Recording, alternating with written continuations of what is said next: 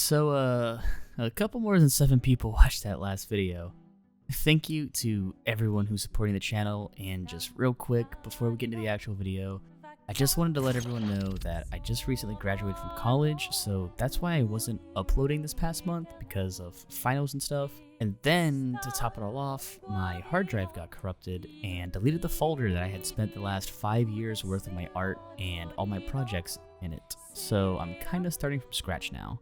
But I have more time not being in school to work on art and YouTube videos, hoping to upload at least one high quality longer video a week and about 5 shorts. So just let me know what kind of content you guys would like from each of those, and without any further ado, let's get right into the video.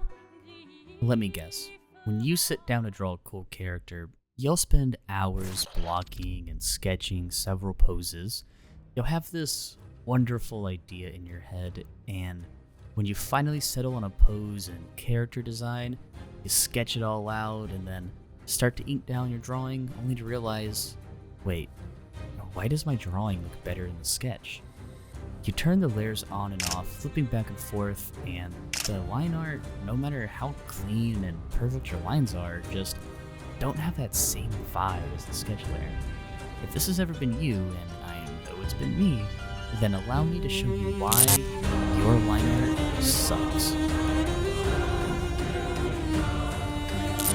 So before we get straight to the final lines that'll be in the drawing, we need to start off at the foundation. Think of your drawing like making a pizza. Before you add the sauce and cheese and other toppings, you need to make the crust the base of the pizza, which in this case is the sketch. A lot of people on YouTube tell you, don't chicken scratch, but never explain why. To put it simply, chicken scratching, it's like using a level 10 ability in an MMO, but most people attempt to do it at level 4. While chicken scratching your lines become messy and hard to tell exactly what's going on, you may see higher skilled artists chicken scratching their sketches, but that's because they've been doing it for a long time and can see the final lines in that mess of a sketch. And even then, there are people like myself who go through about 2 or 3 sketch layers, refining and adding details before finally getting ready to ink down the final result. So while sketching, try to be more precise with the lines you put down. They don't need to be perfect, after all, it's still just a sketch, but you need to be able to read what's going on once you drop the opacity and start doing the line art. Now that we've fixed the foundation of the drawing, we can get into actually working on the lines themselves. When inking a piece, one very important thing to think about is the line weight. What is line weight, you ask? Well, it is the thickness of your line, and depending on what you want your art style to look like determines the rules you follow when applying this tech. For me, what I like to do is 1, I use a slightly thicker line on the outside silhouette of the character to help differentiate from other items or characters. The second rule I follow, and this is one is a bit obvious, but the closer to the camera the line is, the thicker it will typically be, but I do tend to use a caveat of unless the focus of the drawing is behind it. So if you look at this girl I've drawn up for the video, I want the focus to be the top half of her body. So not only do I use a perspective that complements that idea, but also the lines I decide to put down on her top half are a lot more exaggerated and full compared to the bottom half of her body. The third rule I follow is gravity and inertia. I know it sounds weird, but hear me out. When drawing, I tend to think of the line like a roller coaster with its ups and downs, moving fast and slow, so while inking, I try to follow that mindset of motion.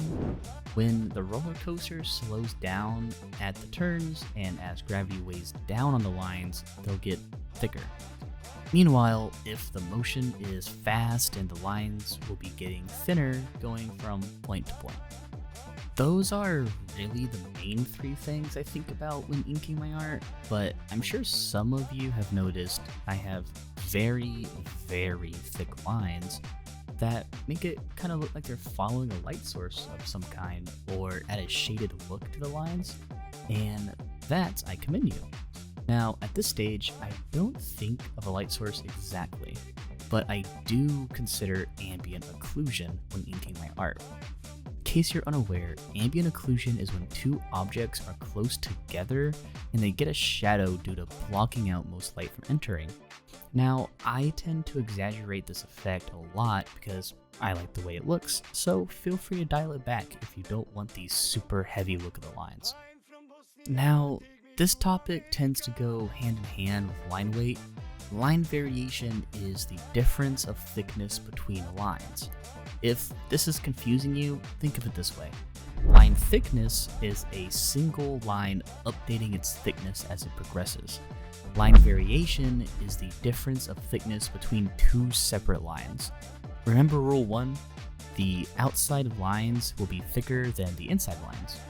This is line variation. You can see it here on my OC's chest. The outlines are much thicker than the inside lines, and the lines separating her boobs are thicker than her collarbones, but thinner than her necklines. This helps to keep your drawing from feeling flat. And again, when using these techniques, think of what you want someone to look at in your drawing.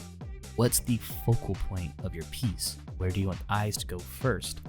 Thicker lines will make it more likely someone looks in that location first. Hopefully, this video helped you to get better at line art.